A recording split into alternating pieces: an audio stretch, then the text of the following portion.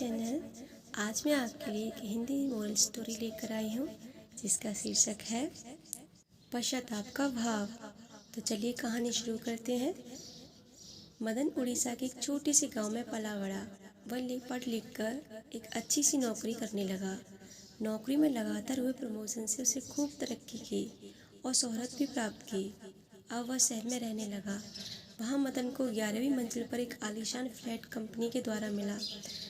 मदन अपनी पत्नी और एक बच्चे के साथ खूब ऐशो आराम से रहने लगा। कुछ समय बाद मदन के पिताजी उनसे मिलने शहर आए।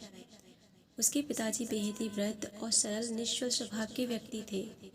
उन समय का प्रभाव स्पष्ट देखा जा सकता था। हाथ पैर काबू से बाहर हो गए थे, अर्थात न चाहते हुए हाथ पैर हिलना, धुंधला दिखाई देना आदि।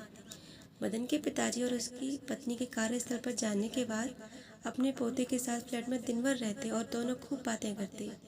वे अपने पोते को बढ़िया बढ़िया कहानी, रामायण, महाभारत और बुद्धिवर्धक कहानियाँ सुनाते। पोता खूब मन लगाकर उन कहानियों को सुनता। उस नन्हे से पोते का नाम श्याम था। घर में महंगे महंगे चीनी, मिट्टी और अन्य क्रॉकरी के सामान थे। एक दिन की बात है कि दादाजी को क्रॉकरी के बर्तन में खाने को मिला। उनका हाथ काबू में न रहने के कारण हाथ हिलकर क्रॉकरी गिर गई, जिससे कि वो क्रॉकरी टूट गई। इस पर मदन की पत्नी ने बाजार से एक लकड़ी का बर्तन स्लेट ले आई, जिसमें थाली, कटोरी आदि शामिल था। अब दादाजी को नित्य प्रतिदिन उन लकड़ी के बर्तनों में खाना खाने को मिलने लगा। दादाजी को इन बातों का बुरा तो लगा, किंतु उन्होंने किसी से कुछ कहा नहीं। एक दिन श्याम खेल खेल में लकड़ी से कुछ बर्तन बना रहा था। इस पर मदन और उसकी पत्नी यानी कि श्याम की मम्मी पापा ने डांट लगाई और कारण पूछा कि यह क्या कर रहे हो। श्याम ने वालोचित उत्तर दिया, मैं लकड़ी के कटोरे और बर्तन बना रहा हूँ मम्मी। इस पर श्याम की मम्मी पापा ने पूछा कि इसकी क्या आवश्यकता है, इसे क्यों बना रहे हो, हमें इसकी कोई ज़रूरत नहीं।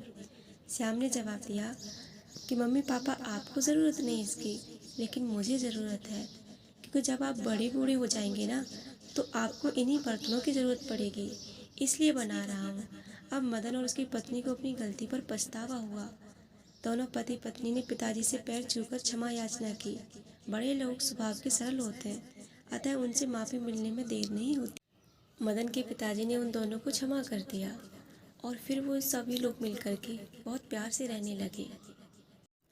ये कहानी हमें ये सीख देती है, जैसा कर्म करते हैं फल भी वैसा ही मिलता है।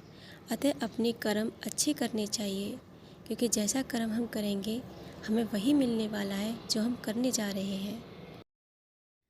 मोरल ऑफ दिस हिंदी कहानी, the type of work you will do, the same type you will get as a pay back from destiny.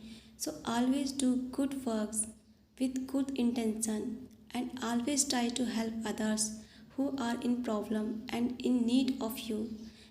This Hindi kahani with morals for everyone to improve your personality. Thank you for watching my video.